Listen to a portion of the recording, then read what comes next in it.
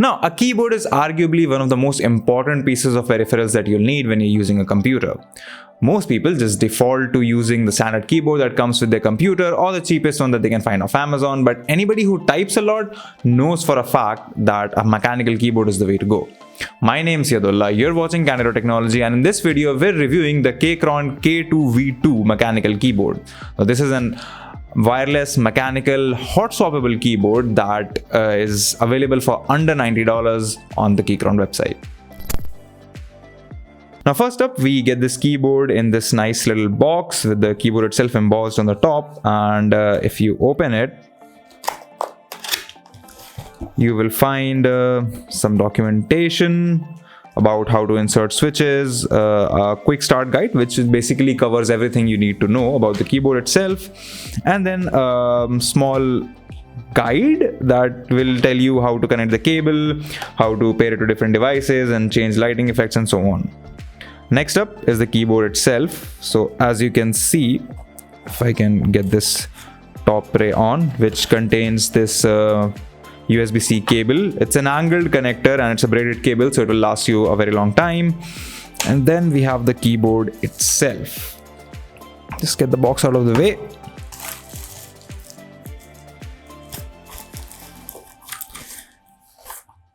And there we have it. Also included in the box is this key switch puller, which is a pretty standard key switch puller. You can just plop it onto any key you want and then just pull them out using that, and you get some extra keycaps in the box as well. This also includes a keycap puller. This is a very rudimentary keycap puller, and I do have complaints with it because Keychron could have done a better job on this, because if you're a beginner, and you will most likely be a beginner if you're buying this keyboard, pulling key switches out using this can be a little bit tricky. So you'll need to reach in at just the right place. So as you can see, the model we have is configured with Keychron blue switches. You can also get it in brown or red if that's more your taste. And you can deck out the keyboard however you want. It is compatible with both Windows, iOS, macOS, Android, Linux, and basically every other device that you can pair it using with Bluetooth. And you get extra keycaps in the box. So if you're using it with a Mac device, you can just swap these out and you're good to go. So it uses a 2-pin connector here and uses a 3-pin connector under the tilt key because of this small switch set that we have here that uses basically switches for turning the keyboard on, off, and on the wired mode and switching between Mac OS and Windows devices. And then you have a Type-C connector unit for using the keyboard or charging it. Now, first impressions for build quality on this keyboard. The build quality is really solid for the price tag. As you can see, there's basically no flex. The keycaps are all very high quality PBT, and the legend is laser etched, so you do see the RGB coming through. If I could just turn it on. As you can see, it turns on, it has this default RGB effect. Quick note on the RGB, while it does have per key RGB, you can't address it because there is no firmware on this keyboard. You can use something like OpenRGB and flash your own firmware, but then you're already in advanced territory and we won't be covering that today. Other than that, you have these little feet on the bottom, and they have 2 levels of adjustment. So you have this one level for a higher adjustment, and then you can open up the smaller feet for a lower level of adjustment if that's what you're looking for, or you can just use it flat on your desk however you like. There are a bunch of RGB effects available, so you can just use this RGB key to cycle through all different effects,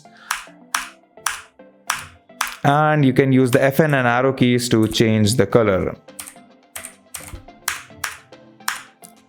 There are a bunch of RGB effects available. Keychron says 16 plus on their website, but basically if you start putting in colors and everything, you can deck this thing out however way you like. Now, of course, this keyboard can be used in Bluetooth or wired mode, however way you like. The included Type-C cable works both ways, so it can charge the keyboard and it can also work as a wired connector for your keyboard. The fact that it's detachable is also great. So it just connects right here, and well, you're good to go as soon as it connects. Now, the keyboard can pair up to 3 devices simultaneously, so you just press the FN and the 1, 2 and 3 key to connect to different devices. It remembers what device it last connected to, so as soon as you switch it on, it automatically pairs. Like right now it's paired to my desktop. I'm not sure if you can see. It'll make an attempt to connect to it, and okay, let me just put it on Bluetooth mode, and yeah, it's good to go. The keyboard does use Bluetooth 5, but it doesn't really show the battery percentage when you connected it, at least to a Windows device. So to check battery levels, Keychron has this really handy macro. You press Fn plus B and the keyboard will light up in green, blue or red based on the battery level that you have. And basically every other functionality is also just run by onboard macros, and that includes the RGB, the changing of the colors, the pairing, and most importantly, the keyboard also switches itself off after 10 minutes of inactivity. This is a feature that you can turn off if it bothers you, but we really recommend leaving it on for extended battery life. Now, speaking of battery life, you get around 240 hours as Keychron claims, so basically somewhere like 4 weeks of battery life with the RGB off. If you leave the RGB on, the battery life is going to fall dramatically to under a week in our testing, but we do have faith in this. If you just leave the RGB off and use it like a regular keyboard for, let's say, 5-6 hours a day, you will be able to get almost a month of use on just a single charge. It takes around 3 hours to charge from 0 to 100% with the included USB cable, and that is a pretty good time if you're using it just on your desk. That said, if you are using it on your desk and you don't really move around much, we do recommend just leaving it plugged in. It does have a 4000 milliamp hour battery inside, so that's battery degradation is also something that you need to keep in mind with working with wireless peripherals. Now, the typing experience will vary based on what switches you have on the keyboard. So we have Keychron Blue, so as you can probably hear, these are very clicky mechanical switches. You can also configure them from the factory in Keychron Brown and Reds. The switches come pre-lubed. They do not have a lot of actuation force. I'll have the switch specs for you up here. But other than that, the keys are well stabilized. There is no wobble in them or too much wobble in them. There's just enough for you fingers to play around with the keys when you're typing so that they don't get stuck in it. But other than that, it's pretty good. The height of the keys is also well managed, so you're not straining your wrists a lot when you're typing on this thing, and that in our opinion works wonderfully well when you're doing this. Since this is a mechanical keyboard and every key has its own individual circuit underneath to connect to the main board, you do have N-key rollover. Keychron claims that it works only on the wired connection, but we tested it on Bluetooth and we got over 20 keys considering rollover, so we think you're covered there. You can't really press more than 20 keys on a keyboard at once anyway, so that's not something you need to worry about as well. Overall, in terms of the typing experience, you do not need to make any other modifications. You can, of course, if you want. The keyboard can just come apart. You can pull the keys out. You will have to pull the keys out to access the screws, so I believe there is one right underneath the shift key.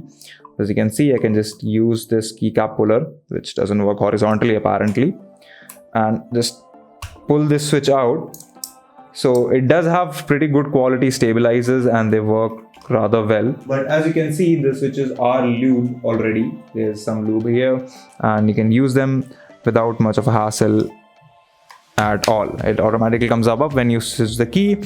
But you do need to take the keys out to access the screws and make any modifications if you want. You don't really need to. This is intended for beginners and it's a really well set up keyboard according to that. Finally, pricing and availability. So this model, the K2V2 hot swap version, we got it for about $90 with the Keychron Blue switches.